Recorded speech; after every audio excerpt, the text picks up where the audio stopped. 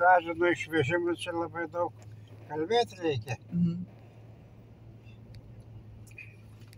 Nu, vienu žodžiu, buvo sekmadienis, išeiginė diena, ten, matai, mes irgi švęsdavome, kaip sakant, suderinta buvo su direkcija ir lietuvių šventės, tai reiškia duodavo švęsti Kalėdas ir Velykas.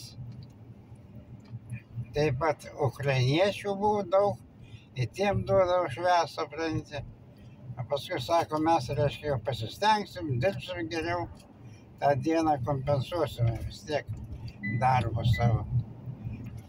Nu, dabar vieną sekmadienio dieną aš buvau ten pasistatęs namelį, galėtų savo kaimelio, kaip sakant.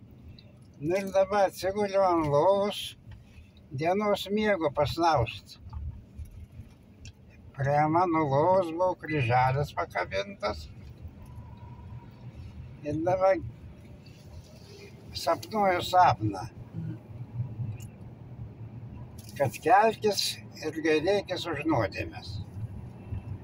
Nu, aš kad esu sapnavau, pramerkiau akis.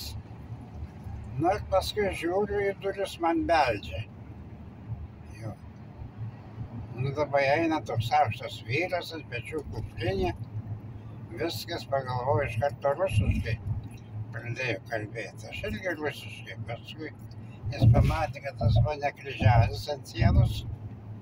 Tai jis suprato, kad čia lietuviai. Nu tada jis lietuviškai pasakė. Paklausė, kaip čia dabar, ar čia daugiau yra lietuvių, ar čia pernakvoti galima ar ne. Tai sakau, kodėl nesakau, ir pas mane galima pernakvoti. Jis paskui pasisakė, kad reiškia, jis yra kunigas ir ant kuprinėje, ant pečių nešė švenčiausią sakramentą. Va, tuo laiku, kada jisai mano kiemo vartelius darė, aš susapnavau tokį sapną. Nu, tai paskui pranešiau lietuviam, tai kiek buvo. Tai teis vaikų pakrikštijo ir mišes atlaikė ir išpavėdojo. Kas norėjo išpažinties praeit. Paskui aš ten nuvažiavau, turėjau motociklą nusipirkęs jau. Tai nuvažiavau tai už 10 kilometrų pas kitus lietuvius. Tie irgi su mielu noru, tik atvažiuok, jeigu atvežti, jeigu atvažiuoja. Paskui ant Lietuvos ten nuvežiau. Čia apženijo, kas norėjo, šliūbą davė, viskas, supranti.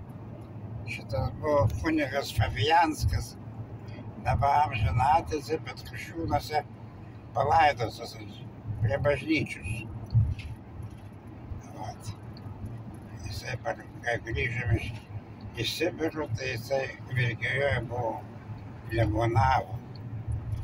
Mes buvom nuvažiavę pas jį tenais, reiškia, svečiavom.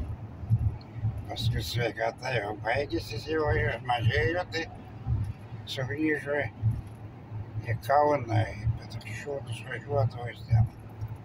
Ant pamaldų žmogus mažakraujystė, kas tai jam buvo. Nu tai apie šitą tik tiek. Tai čia tokia Sibirė pas jūs patirtis buvo iškart, kad po sapno, per sapną praktiškai Dievas atsiuntė vietininką. Pavažinėjau, dar paskui vežiau į Daugimus, tai reiškia rajono miestelis. Tada, kai griuvom į sniegą būdu. Tai ačiū labai už pasidalinimą. Aš jį palikau, paskui grįžau į namus savo jau. Jūs gal galit pasakyti tiem, kurie žiūrės, kuo jūs vardu ir kiek jums metų? Man? Taip. Metų jau daug. 98 stojau. Wow! Nuo gegužio mėnesio. Gražu. Ir vardą visą pasakykit savo tiem, kurie žiūrės. Bernardas Gediminas Suckus. Labai malonu. Ačiū už pasidalinimą. Prašau į sveikatą jau.